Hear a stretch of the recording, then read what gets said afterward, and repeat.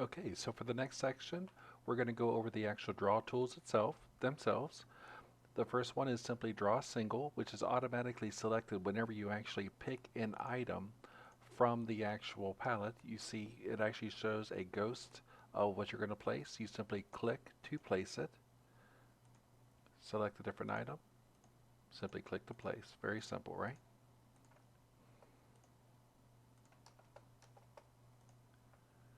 This package, of course, is designed to work together. I love the pixel art look, so I wanted to put this together for y'all.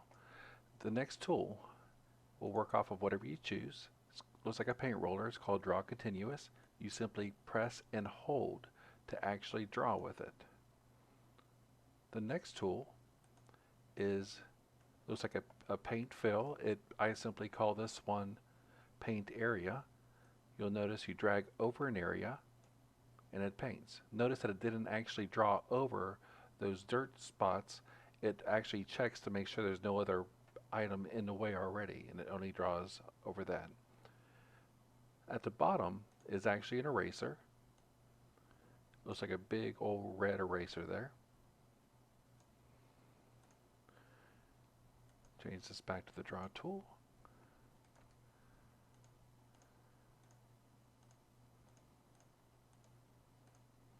Now the randomizer does exactly what it says. It randomizes. Now I only include one randomizable object in this entire kit, which is going to be the tree itself. I want you to notice that as you click, it draws different variations of the tree. What I'm going to also do, I'm going to jump ahead a little bit, open up settings. The first section is placement, and the first item in there is snap to grid. When you're dealing with random items, you don't really want to have to be based off of exactly off a grid. So by turning that off, it still locks it down on the y-axis, but it allows you to actually change. That you don't actually have to click directly into one of the squares. It doesn't actually automatically lock your position down. But you can come with some pretty neat looks with that. I'm going to go ahead and undo all that work I just did here. I want to show off a couple other things in this settings menu I want you to see. So you have offset settings, which is exactly what it looks like. It actually defines how far off from the normal placement what you draw is going to show. So I'm going to go ahead and turn on snap to grid again, place a cube. I'm going to override. There's actually some settings that you attach to the prefabs itself that I haven't got into yet. But to override that, you have to turn that on, and then you can actually you can actually change the value. So I'm going to change the Y value to 0.5, and you'll notice that it's exactly halfway up on it. So it'll offset everything I do by that. Obviously, you can change any of these values to whatever you want it to be.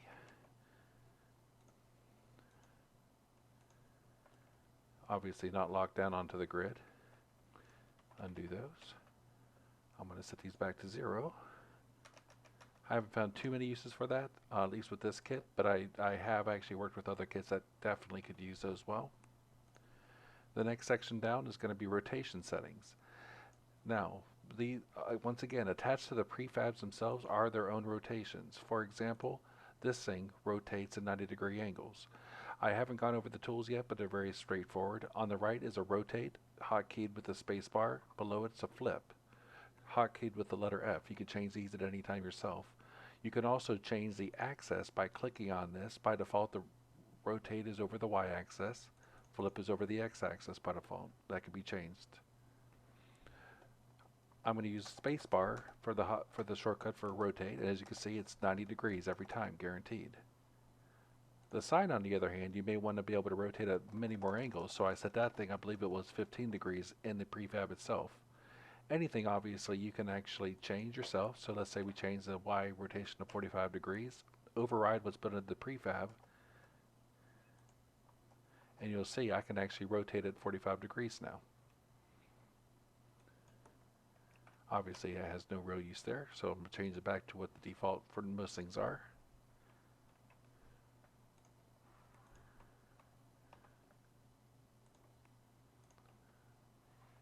The randomizer settings can be customized fully here. Now I'm going to just show these off. I'm not going to actually show what they look like, but just kind of show what they do. So you can actually, this is where you can lock the X and the Z. So the trees appear to stay round. The actual X and Z are locked together. So therefore, it's going to pretty much ignore what you put into Z for the minimum. It'll actually only use X for the X and Z, and then Y will still be separate. Now you can also change it so X, Y, and Z are all locked together, so you can keep something put something at different scales, but it always stays relative to the actual normal shape of the object itself. Now above that I skipped over, but we have randomized rotation. For the trees, I only rotated on a Y. Obviously you could change that for X and Z. I don't see too many uses where you'd want to have X and Y only, or X and Z only. You'd probably want to have all three or just Y. Also randomized position, that's what I was using for the tree, where it actually places it a little bit left, right. Obviously if you're free placing, it's not as big of a deal. And at the bottom, this is where you would actually what you would actually click on to override what's already built into the prefab. So built into the tree, I already have certain values set in there. The next one over is GUI. The toolbar position can be moved left or right. This way you can actually dock it on the left side if for some reason you wanted to do that. I'll stick it right here at the hierarchy. Very small toolbar, but you can see it actually scales to what you're actually doing pretty decently. Put that back over here. Move that back over to the left-hand side.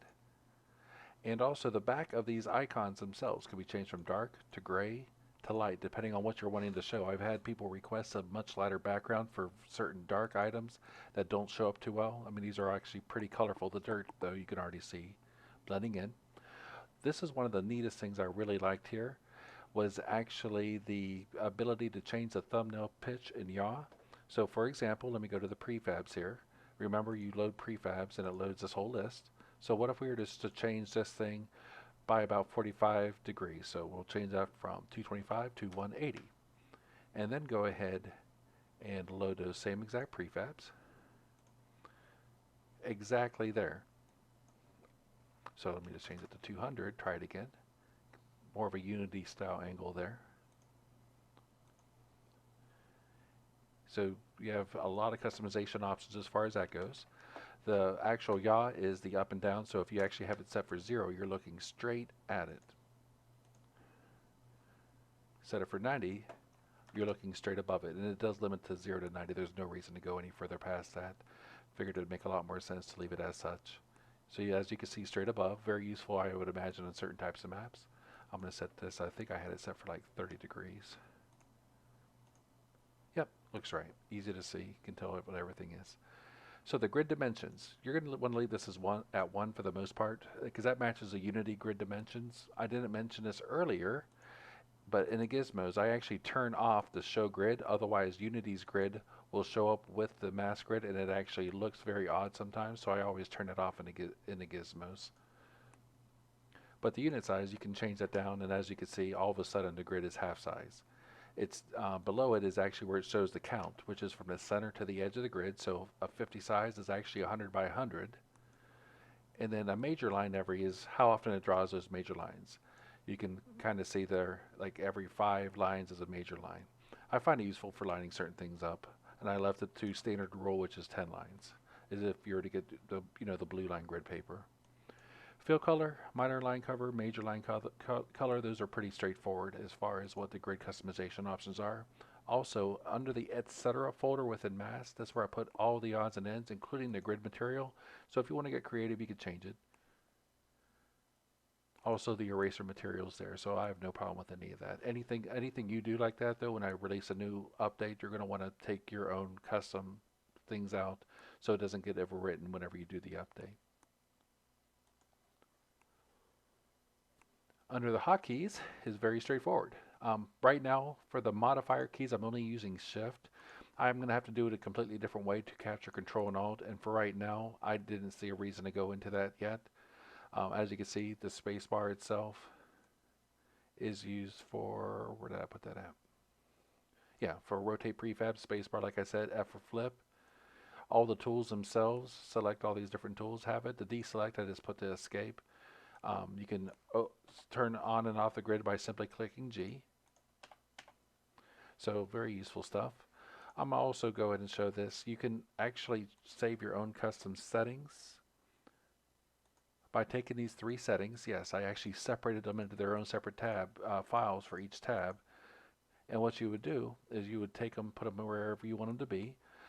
Um, you would duplicate them. So Control D, duplicate the placement settings. So now these are simply scriptable objects. You could modify them directly, but you have a wonderful interface to do that, so there's no need to do all that. But once you have that, you would open up the settings within Mast. In this case, I would go down to the bottom. I'm highlighting the folder and load placement settings from the selected file and project. So you can put these in your own folder so they don't get stuck with Mast. So now I can actually change. Oh, I never even went into the very first option, which is the Mast holder. Mast holder changes what actual object anything you place is going to be moved into. So if I create a new empty game object and drag that over into this, from now on, anything I place is going to show up in that game object, as you can see there. Move this back to the Mast holder, delete that game object. Very useful for separating everything. And I'm going to also go ahead and take the placement settings, link it back to the original, get rid of that extra copy that I don't need anymore. The Tools menu will be the last thing I'll discuss here. So I'm going to use this as a demo. This is what comes included with Mast when you download it. By the way, that's located in the demo scene folder inside Mast. Just simply double click it to open it. By the way, I'll fix that later, but pretty much if you ever get a solid grid, just click it to turn it off, click it again to turn it on. The prefabs themselves, just highlight the prefabs folder and load those up again. That's when changing scenes. Also, when running a project, you'll have to load prefabs again. That should be fixed in a future version of Mast. Alright, so what I was going to show off is a Tools menu. You click Tools, brings this up. There's a lot of wonderful tools. The first thing I'm going to show off is what I already have here, which is actually, scroll to see it, merge meshes by material, very useful. So first of all, you can see there is a crazy amount of actual prefabs to make up that small scene there. They're very efficient overall, but to make them more efficient, just click merge meshes by materials. It actually is giving you the name so you know exactly what you're merging, and you click it. It's very straightforward. One actual large thing was created because they all are sharing the exact same material file. As you can see, everything's highlighted in orange. That's one mesh now. Much better with draw calls. It actually left the original as well. So if you change your mind or want to undo it, very easy to do so. I'm going to go ahead and delete that. The original thing is still there.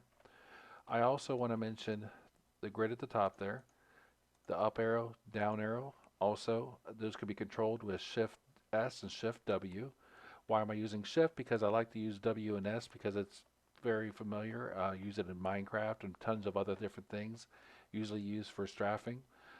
So having it Shift W, Shift S just kind of made a lot of sense there for that. And obviously Unity is using W for other things. So under the Tools menu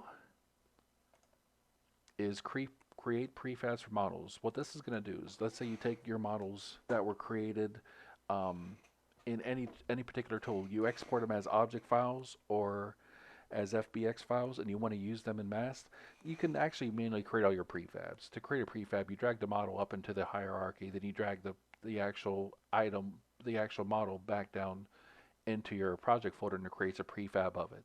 Instead of doing it that way, if you use the create prefabs for models, this is what you end up with. I actually split out every single mesh from every single object separately. If you have an object that actually has one mesh that shares many different materials, it actually separates them into separate meshes, one mesh for each separate material, and it automatically creates prefabs, generates it based on those. So if you actually were to look at this, you'll see that it has the one mesh, has the one material, and actually in this case I'm already getting a little bit ahead of myself because it's actually showing the Mast prefab component itself. Well, actually, let me double click the dirt block so you can actually see that. So when I go to the Mast pixel forest, You can see there's the mesh right there. It actually links to it. And then of course the single material, very simple. In this case, the mass pixel forest. That's over here. Texture, material, as simple as you could make it for that. I've actually done this with models that had no less than 30 materials, and it worked perfectly. It took a while to run on an old. I did it on an older laptop. It took about maybe 5 minutes for it to run and parse through 200 plus models. Did it flawlessly though, and it's only one copy of each material, which is very handy, very clean. It also leaves your original models, so if you do want to undo something or didn't do something quite right, you can still do that one manually if you ever need to for some reason. So the next part I want to show on here, let me get back out of this, is the very next one down the list, which is add mask script to prefab. So if you create your own prefab, if you create prefabs with, using mask, it actually will add a mask script. If you do them manually, you can add it, the script to anything inside your folder. For example, I select the prefab folder and I click this. The reason I'm okay to add this is because it actually checks to see whether the script is already added, and it won't actually add it a second time. And also, once you're done with any items, most likely you'll merge them first, but you can remove the mask components because right now, as you can see, the mask script is attached to these as well. So let's go ahead and delve into what the script is and how useful it is. So I'm going to start by clicking on the crate. So it's very simple. Placement, place inside others. If you turn this on, this object can be placed inside others. So when I was showing you about the paint area tool and it actually did not draw one object over the other is because that was turned off. So that by turning it off, you're pretty much indicating the mask the object is solid. There are certain things like decorations, especially grass, trees, that you may want to place inside other objects, so that would be turned on for that. Position, you can actually define a permanent offset position for an object. I have a race car track I'll be releasing soon, and it has different signs that I still want to be based at 0 so they can scale correctly. But I'm going to want them to be a little bit higher or a little bit lower than the actual track, so it can actually embed into the track because there's going to be a lot of curves. You want it to go down a little bit further with longer posts. So that would be useful. It would be a constant thing for that. The rotate tool. So rotate tool degrees for rotation or axis. You'll see I have 0 on everything on this one. The reason being, this particular object is identical in every which way. So I did not put 90 degrees for Y. There's no reason to rotate this thing whatsoever. The next thing is scalable. Scalable is pretty darn neat. So this actually works with the tool. It's with the actual paint area tool itself. Right now I only have one object that's fully scalable because it's a solid. So let's say I actually use paint area with the dirt block and I drag it out this far. It creates a array of blocks like that. But in truth, it didn't. What it actually did, let me go ahead and show the wireframe. I'll do a shaded wireframe. It literally drew one block scaled out perfectly. So if I do it again, you can see now there's 2 blocks, but they're actually, you can see the lines there, it's actually stretched it perfectly. Very useful for certain types of things. Anything with a texture, you're probably not going to want to have scaled like that, obviously, but it is still very useful to have. Change that back to standard shaded and go back to the crate inspector. Okay, so next thing down is going to be the randomizer tool, which I'll get into a second, but first of all, merge models tools. So there are going to be certain models that you don't want to have merged. For example, the crate, you would not want to merge with your actual terrain because the crate is something that you're going to want to be able to have moving around if it was a puzzle type of game, or just for something that you want to actually be able to have as a dynamic object in your scene. So you would simply turn it on if you want it to be merged. So this would be on for any type of scenery. So let's say the dirt block, you'll see that it's already on for that. Dirt inner, fence post, fence rails, those are all set to be merged. Crate was left off because it is movable. I also did that for the grass block, for the square rock, because that could be pushed as well, just in my idea of how this kit should work out. The randomizer tool, I'm going to go ahead and go to the tree and expand that out. It's a full class inside of this. A lot of information. So first of all, if the object is randomizable, that should be turned on. This right here shows whether the object should randomize by rotating on the x-axis, y-axis, and z-axis. For a tree, you only want it rotating on a y-axis. The minimum that it can be scaled at, the maximum that it can be scaled at, whether you should lock axes, just like it's in the settings window, and then the position offsets on that. So you can do that for any of your objects just by generating the prefabs with mask or by adding the mask scripts afterwards. Mask will automatically use whatever settings you have in there. I'll demonstrate it again. So for example, the signpost, when I actually go to place it, I can rotate it at any angle. So it gives you a lot more freedom in that. Also, I have it set so, if you click on an object that can't be rotated, it automatically defaults it back to the 0 rotation. So you don't have to worry about it causing any issues with anything else. So my website is fertilesoilproductions.com. There's a mask section I've added that has a full tutorial on how to use masks. Also, you can find me on itch. Just search for Fertile Soil Productions or search for mast. I have tons of actual model kits on there as well. Right now I'm doing everything by donation. I do plan on eventually releasing some models on the Unity Asset Store for pay. If you feel like donating on itch, I appreciate it. I tell you, the more I see on there as far as donations go, the more it motivates me. Right now I work full time. This is just something I do on the side. In fact, I used to be a programmer. I got into 3D modeling. I wanted a tool that I could use with my particular style of models, and that's why I decided to use Mast. I also want to give a quick shout out to a guy named Delamore. Met him online, and he was actually a huge help in getting me started on working on Mast. He was just kind of a go-getter. He jumped in it. I felt like I was keeping up with writing my own tool. We worked for about a week and a half or 2 weeks together on this thing, or maybe a little longer. It might have been 3 weeks on it. But he gave me a really good head start on that and made me realize that I already started seeing a structure come together. And after that, I've been working on it for months. And I'm pretty happy overall with what's came out. There's some bugs, obviously, still I'm trying to work out. But it's been a great tool, and I really appreciate Dillamore for giving me the head start on that.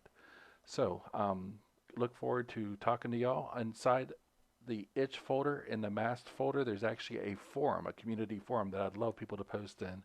If you have any comments, if you appreciate the tool, great. If you have any ideas for new improvements, I had one guy who actually made requests of all these different tools, and I immediately jumped on it, wanted to get those things in there. I think he and my ideas for masks kind of were going along on the same line anyways. Also, if you have any bug reports, please report them in there. If there's anyone who with exceptional coding knowledge who actually sees the code and sees some ideas for improvement, I'm open to hear them. This is a free tool. I hate it when anyone tries to take a free tool, turn around and sell it for profit. I do believe the license I'm using would limit that, but I'm not 100% certain. It's not fully public domain. This is running under the MIT license. But again, go onto the forum. Let me know if you have any questions or if you have any comments about anything. I'd love to hear from you. Thank you.